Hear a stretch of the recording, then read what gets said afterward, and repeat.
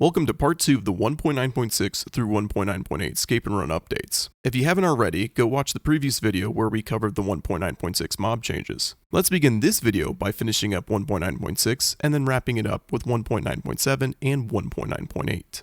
Almost no items have been changed in the 1.9.6 update. The only modification worth mentioning is the Dirty Clock being renamed to Bloody Clock. There is, however, a small selection of exciting new items. This includes the long-awaited armor sets. The living and sentient armor sets have made their debut, but unfortunately they aren't available in survival yet, and their development is still in early stages. In terms of armor points, both sets are better than Diamond, and Sentient is better than Living. Arachnid Claw, Bolster Husk, Beckon Membrane, and Dispatcher Membrane are the 4 new recipe items / mob drops. You remember those pods a few parasites can summon? Now you can spawn them with the Spawn Pod item. The Canister Cyst has been shown a lot of love this update. Canister Active has been renamed to Gluttonous Cyst, and the non-active canister has been renamed to Vacuous Cyst. The Vacuous Cyst is the open and empty version. Parasites will intentionally break this cyst. The gluttonous version is closed and has items inside. The cyst logic has changed, specifically concerning the gluttonous cyst. Cysts will no longer collect items around it. Blocks broken by parasites will not drop, but instead be stored in their inventory. Once this inventory is full, a gluttonous cyst will be placed containing these items. If the parasite is killed or despawns, a gluttonous cyst will still be placed with its items. The cyst, like before, will start consuming collected items after a short while. Once the last item is consumed, the cyst will turn into a vacuous cyst.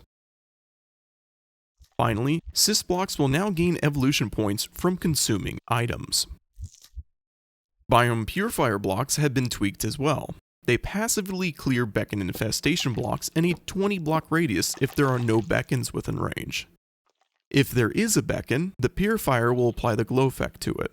Quite a few blocks have received name changes, and while this isn't a monumental change, this will make identifying blocks way easier. It's also nice to not have everything start with the word parasitic, you know? 2 new blocks have been added, the Dispatchernitis and Buglin Tunnel. We've already covered this in part 1, but to give a quick recap, the Dispatchernitis block is created after a primitive tier or higher parasite reaches 15 kills. A Dispatcher Stage 1 is summoned after another 40 kills are fed to the block. Ruptors with a kill count of 5 or higher will place a Buglin Tunnel. This will stop from phase 3 and onwards. This tunnel will periodically crap out Buglins. Status effects have been worked on in 1.9.6. The Rage effect will now reduce shooting projectiles cooldown. Cough will not spread to entities through walls.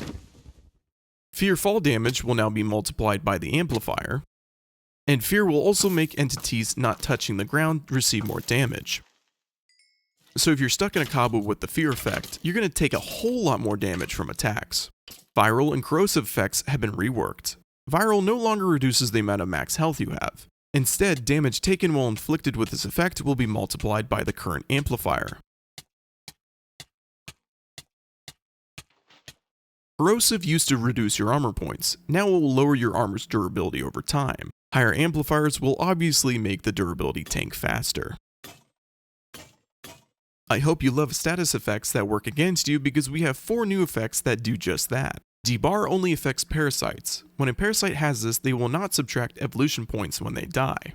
Needler comes from orbs spawned by adapted parasites, pure parasites, and suckers. This effect does nothing to parasites and only does something to other mobs once the amplifier reaches 7. When this amplifier is reached, the inflicted mob will receive 40% of its total health as damage. This effect cannot be removed with milk. Actually, come to think of it, I don't think any debuffs from SRP can be removed with milk. The link effect is parasite only. Parasites with link will be able to contribute to global adaptation without having to be near a colony. Foster is another parasite only effect. This will increase adaptation damage values over time, that is, if they have adapted to a damage source. It's time for the ASMR part of the video, or in other words, the sound effects section. The bell sound will now play if a Beckon is spawned by a residue block. Log blocks now use wood sounds, makes sense.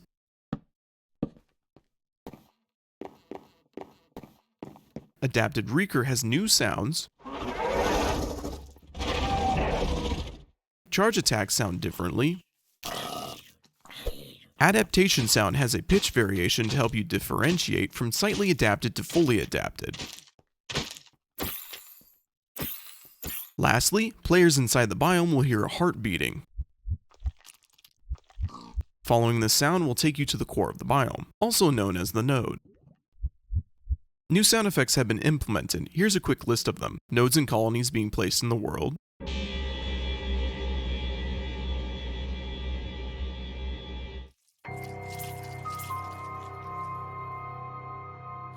Manducator Cloak, Sim Bear, Sim Pig, and Sim Enderman hurt, growl, and death sounds. This update overhauled a gross amount of textures, specifically icons. Going into the creative menu, you can see things look a lot different. Items, blocks, and all status effects have a fresh look now. Yellow Eye Drop and Strange Bone, along with a plethora of blocks, have been retextured. The parasite biome is almost unrecognizable. The pure parasites have been texture tweaked. This includes the Vigilante, Marauder, Overseer, Warden, Light Bomber, and Grunt. The Grunt's model has been changed too. Its arms... Are those arms? Well, whatever. Its arms are similar to the Marauder's arms. Tendril thingies. World mechanics have seen a few modifications, enough to warrant its own section. Colonies and nodes can now be placed in the world without the need of evolution phases. Previously, biome fog would only render if the player was inside the biome. Now the fog is present if the player is within the effect range of a node or inside a biome. The node range is considerably high, and shaders heavily conflict with the fog.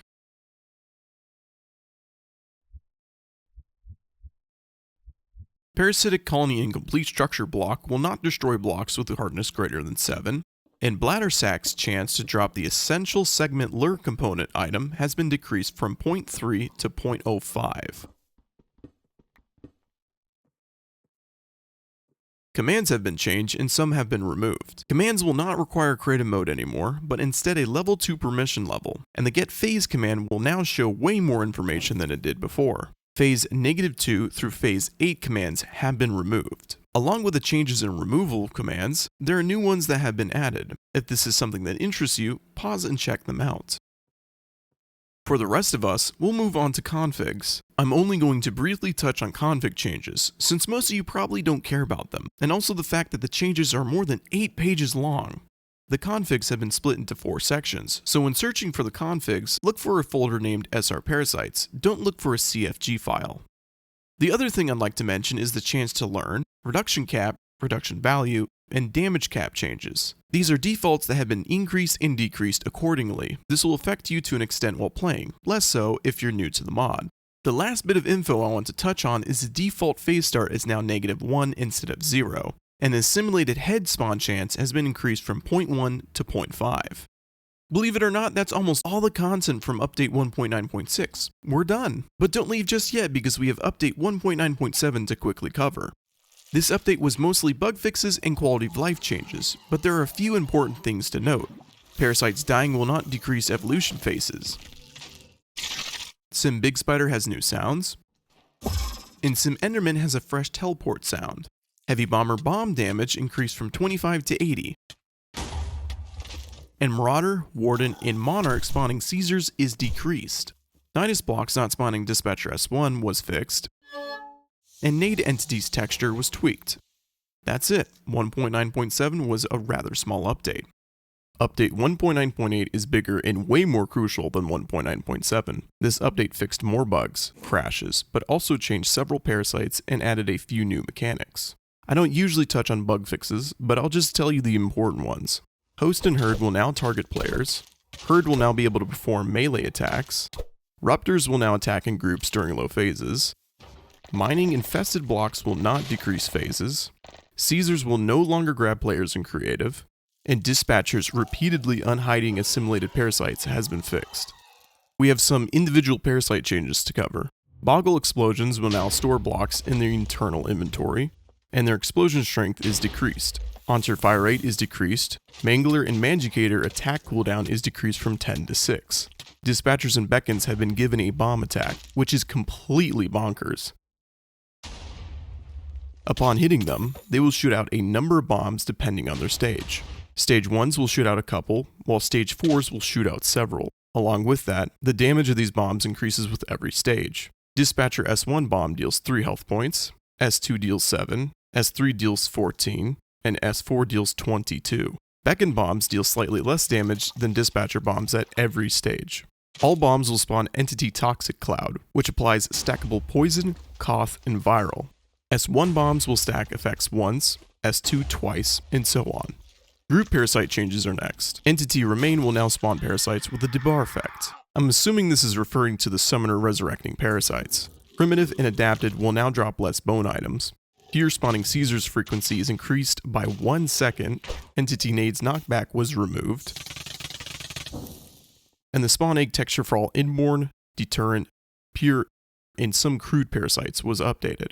A few new mechanics were added to the parasites. Walking heads, except the Sim Dragon head, will rebuild themselves by fusing with medium-sized incomplete forms. Primitive and higher can now contaminate food in your inventory by hitting you, and orbs can do this as well. The contamination process will simply convert food items into infected flesh.